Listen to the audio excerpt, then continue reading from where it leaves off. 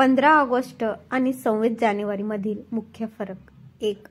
15 ऑगस्टला पंतप्रधान झेंडा फडकवतात तर 26 जानेवारीला राष्ट्रपती ध्वजारोहण करतात. कारण देश 15 ऑगस्टला स्वतंत्र झाला तेव्हा राष्ट्रपती पद अस्तित्वातच आलेलं नव्हतं. 2. 15 ऑगस्टला झेंडा उघडलेला अवस्थेत दोरीने वर चढवला जातो, त्याला ध्वजारोहण म्हणजे फ्लॅग होस्टिंग म्हणतात.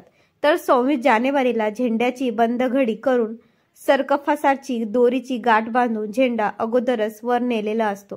फक्त दोरी ओढून झेंडा फडकवला जातो, त्याला फ्लॅग अनफर्लिंग म्हणतात. 3. 15 ऑगस्ट 1947ला इंग्रजांचा झेंडा खाली उतरवला व भारताचा झेंडा वर चढला म्हणून त्याला ध्वजारोहण म्हणतात.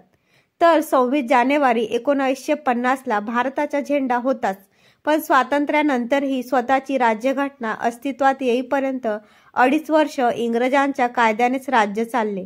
याचे प्रतीक म्हणून झेंडा बंद घडीत बांधून वर नेऊन दोरी ओढीत वरच्या वर गाठ सुटून झेंडा हवेत मोकळा केला जातो म्हणून त्याला झेंडा फडकवणे म्हणतात. 4. 15 ऑगस्टला लाल किल्ल्यावर ध्वजारोहण होते तर 26 जानेवारीला राष्ट्रपती भवनासमोर राजपथावर झेंडा फडकवला जातो.